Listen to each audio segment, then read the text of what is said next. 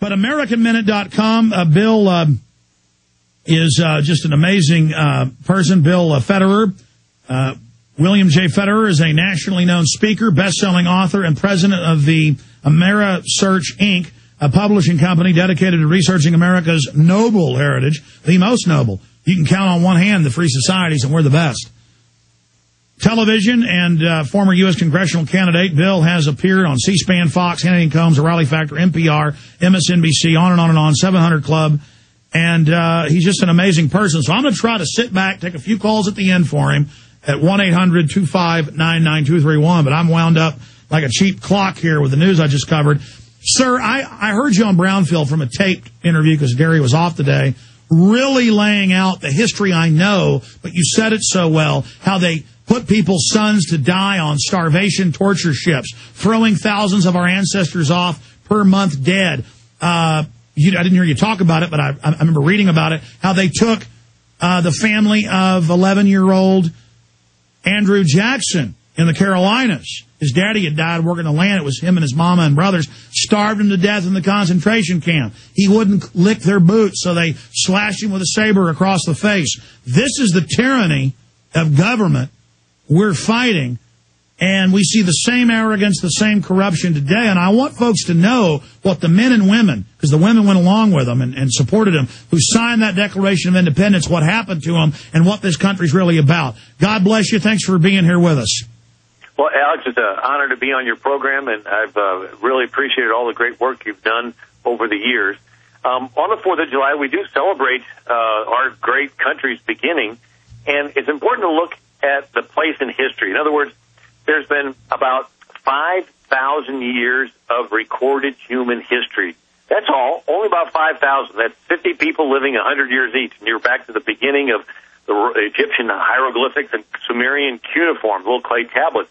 And during that 5,000 years, empires have risen and empires have fallen. Empires have risen and empires have fallen. But power has always been concentrated in the hands of pharaohs, monarchs, sultans, czars, Caesars, Kaisers. In other words, very few people held all the power.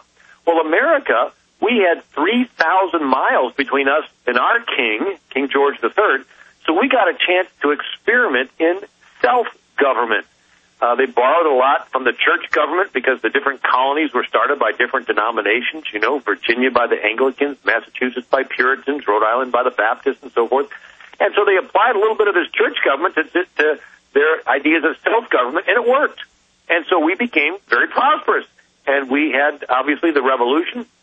And so what's happened is we went from the concentrated powers of the monarchs to the separated powers of our Constitution, separated into 3 branches, separated from the federal to the state level, and then tied up with 10 handcuffs we call the first 10 amendments.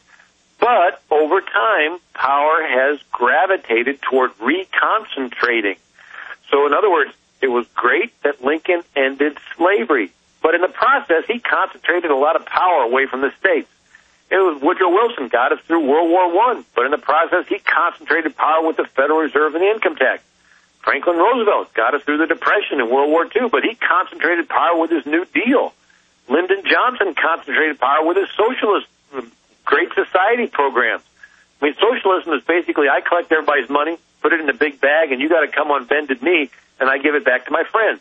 It's the old saying, whoever controls the purse strings has the power. But President Bush consolidated a whole lot of power in the war on terror and Homeland Security, and a lot of times it's for an immediate good but a long-term evil. In other words, withholding from your paycheck, that was an emergency effort to get money to fight Hitler. It was called the pay-as-you-go tax. And it was just a temporary thing to hurry up and win the war. Well, guess what? After the war stopped, it didn't. In other words, the federal government got this new power, and it never gave it up. Well, that power has been concentrated, and now it's all been handed over to the new president, and it's been put on steroids.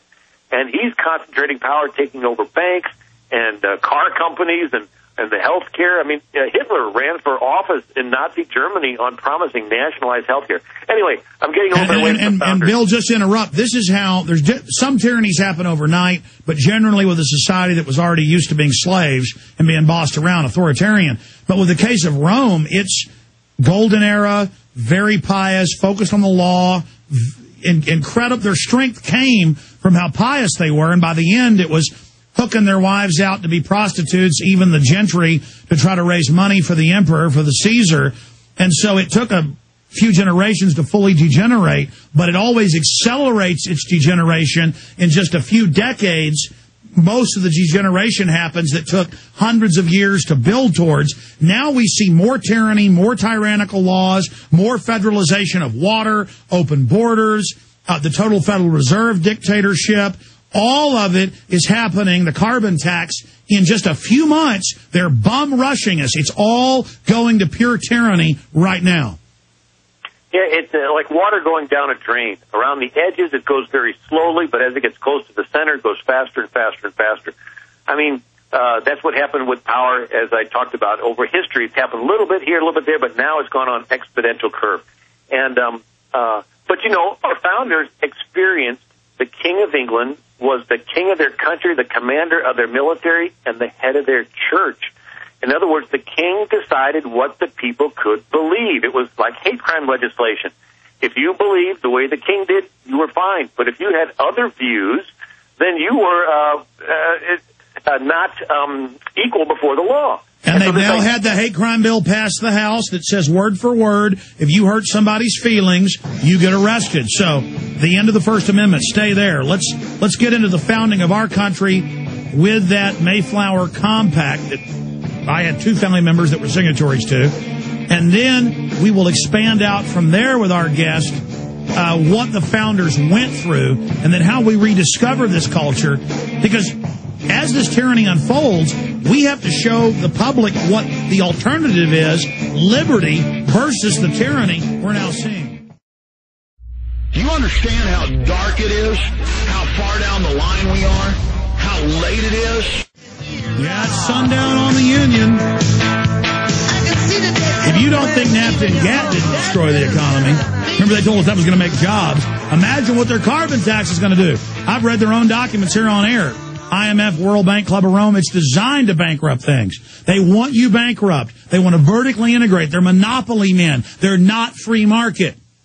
And they've created this banking crisis to do it. Arrest the bankers. And we do that by starting the audit of the Fed. It'll make Madoff look like a choir boy. Going back to Bill Federer with the website AmericanMinute.com. Okay, Mr. Federer, there's a short segment, long one coming up. Let's start now getting into that Mayflower Compact and then the hell our forefathers went through to fight for this beautiful liberty we've had. Well, it's interesting. The Pilgrims were going to land in Virginia, which was an Anglican colony, and they got blown off course, and they didn't want to just get off the boat and every man be a law unto themselves, so they decided to write their own government document, the Mayflower Compact.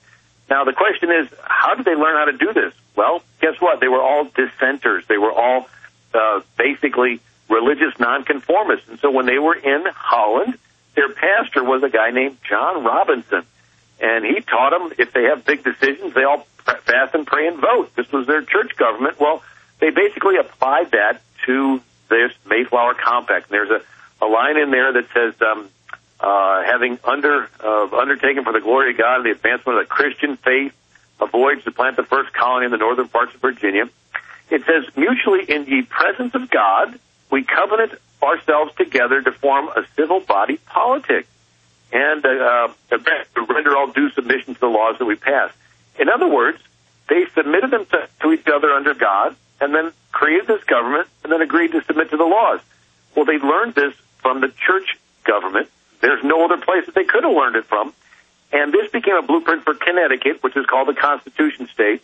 And the Connecticut Constitution became a blueprint for the U.S. Constitution, which starts off, we the people. So in other words, we're granting ourselves permission to start a government. That's right. Whenever we say in the Declaration of Independence, you know, it talks about how it's our right, it's our duty to throw off tyranny. And when atheists get mad that we say it's God-given, the point is it comes from no man. It is basic, organic rights to be free creatures, sentient beings.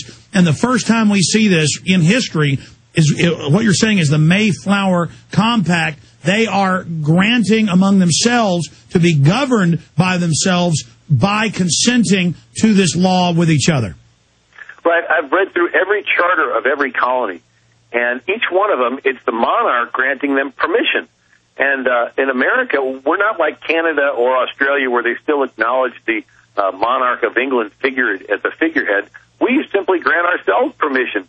And the word That's right. federal, We don't have privileges that is something illegal that you're granted to do. A license is authorization to do something that would be prohibited. So it's what a slave has. We are declaring that we are the sovereigns under God and no king but King Jesus. We're not worshiping King George III.